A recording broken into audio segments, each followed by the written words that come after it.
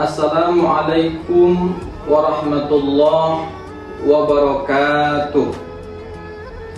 Bersyukur kita kepada Allah dengan mengucapkan Alhamdulillahirabbil alamin, lalu bersolawat kepada baginda Nabi dengan mengucapkan Allahumma salli ala Sayyidina Muhammad wa ala ali Sayyidina Muhammad. Bapak Ibu, ayah bunda, abang kakak yang dirahmati oleh Allah, terkhusus penonton setia jamaah online Balai Pemasyarakatan kelas 2 Muara Bungo yang dirahmati oleh Allah Subhanahu wa taala. Malam hari ini kita masih menikmati malam tahun barunya Islam. Masih terngiang-ngiang suasana tahun barunya Islam. Maka di malam-malam tahun barunya Islam, refleksi diri, muhasabah diri, menghitung-hitung diri itu perlu. Maka tema yang kita angkat pada malam hari ini adalah syukur dan bersyukur.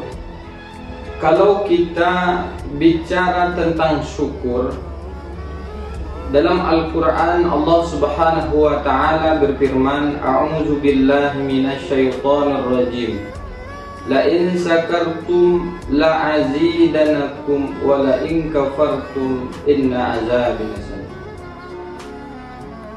Suatu nikmat apabila kita bersyukur kepada Allah, maka Allah akan menambah nikmat tersebut. Namun apabila kita kufur terhadap nikmat yang diberikan Allah, azab daripada Allah sangat luar biasa. Jamaah Balai Pemasyarakatan kelas 2 Muara Bungo yang dirahmati oleh Allah Subhanahu wa taala. Kalau kita sudah bicara tentang rasa syukur dan bersyukur ini, kita membahas pula yang mana yang harus kita syukuri dan bagaimana caranya kita bersyukur. Bersyukur adalah suatu ucapan ataupun ungkapan atas gift pemberian daripada yang maha memberi. Maka dua hal di dalam kehidupan menjadi garis besar dalam bentuk rezeki. Ada rezeki yang disebut di kalangan ulama disebut rezeki anfus, yaitu rezeki jiwa dan diri.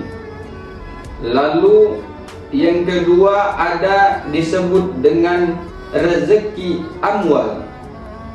Rezeki anfus ini adalah rezeki jiwa dan diri. Keterampilan, kemahiran, lalu juga wibawa dan otoritas yang ada pada diri, itu disebut dengan rezeki anfus. Lalu ada kategori rezeki yang kedua disebut rezeki amwal, berbentuk harta, baik itu berupa tanah, kebun, rumah, jabatan, dan juga kedudukan. Dua kategori rezeki ini adalah alat sebagai bentuk dari pemberian gift yang diberikan Allah kepada seorang hamba. Bicara soal rezeki, rezeki diberikan kepada seorang hamba mulai dari dia tertidur hingga dia dibangkitkan lagi. Terjaga dari tidurnya hingga tidur kembali. Rezeki tidak pernah berhenti kecuali ketika seorang hamba menemui ajalnya. Maka apa sebenarnya rezeki ini? Rezeki ini adalah sebuah alat untuk menggapai sesuatu tujuan. Jangan membuat alat sebagai tujuan, tetapi alat untuk menggapai tujuan. Ada tujuan jangka pendek dan ada tujuan jangka panjang. tujuan jangka pendek adalah fid dunya hasanah, kebaikan di dunia. Sedangkan tujuan jangka panjang wa fil akhirati hasanah, kebaikan di dunia kita dapatkan dan kebaikan di akhirat juga kita dapatkan. Jangan hanya kita berhenti di kebaikan di dunia, namun kita tidak memikirkan kebaikan di akhirat. Kalau seseorang hamba hanya memikirkan kebaikan di akhirat, kebaikan di dunia, tanpa memikirkan kebaikan di akhirat, maka cacatlah rasa bersyukur yang ada pada dirinya. Maka jelas dua bagian rezeki tadi adalah sebagai alat untuk menggapai tujuan.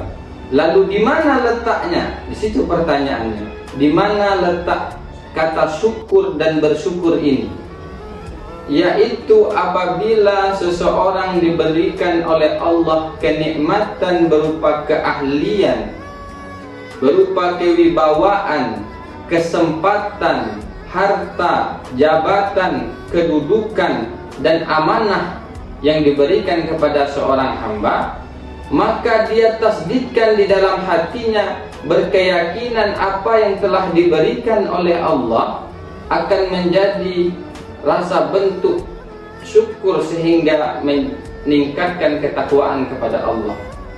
Lalu fi'liyahnya selalu memuji Allah, memohon dan bersyukur kepada Allah atas segala pemberian yang diberikan oleh Allah Subhanahu wa ta'ala. Mentasdidkan di dalam hati, lalu membicarakan secara qauli adalah perbuatan yang kebanyakan orang bisa melakukannya. Tapi hanya sedikit orang yang mampu melakukan rasa syukur sampai ke tahap fi'li, yaitu perbuatan. Apabila dia seorang petani, maka rasa bersyukurnya adalah dengan mengurus kebunnya, memupuk kebunnya, merawat kebunnya. Apabila dia seorang yang diberikan amanah, jabatan, kedudukan, sebuah tugas dari suatu lembaga, perusahaan ataupun negara, maka dia bersyukur atas nikmat yang diberikannya dengan menjaga amanah sesuai dengan yang diberikan atau pemberian siapa yang memberikan posisi pada tempat amanah yang dia miliki. Maka hal itu adalah sebagai bentuk wujud rasa bersyukur tadi. Kalau kita bersyukur dengan apa yang telah diberikan, kesempatan yang telah diberikan kepada kita, maka kita akan sesuai dengan tuntunan koridor yang telah diberikan, baik tuntutan dari agama, dari Allah, maupun tuntutan dari negara. Itulah wujud daripada rasa syukur. Namun berbanding terbalik, apabila sudah diberikan nikmat, baik itu jabatan, kesempatan, kedudukan, namun tak mampu menjaga amanah tersebut, maka dalam Al-Quran, dalam ayat yang pertama tadi adalah azab yang pedih.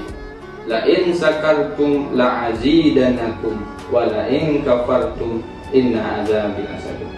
Maka bersyukur dengan kesempatan, kedudukan, pangkat, posisi yang diberikan oleh Allah dengan menjaga amanah dengan sebaik-baik mungkin. Tetapi apabila kita kufur, tidak sesuai dengan apa yang telah diamanahkan kepada diri kita, maka kita akan tinggal menunggu yang disebut dengan azab yang pedih. Jamaah Pernisa Balai Permasyarakatan kelas 2 Muarabungo yang dirahmati oleh Allah, kesimpulan dari kajian yang singkat ini adalah bagaimana kita sebagai hamba Allah mampu menimbulkan dan mengerti makna syukur tadi. Kita membagi ada rezeki yang berbentuk kepribadian, jiwa, keahlian, kreativitas maupun kewibawaan. Dan ada juga rezeki berbentuk kedudukan, harta, posisi, dan hal ini harus kita dudukkan sebagai alat untuk menggapai tujuan.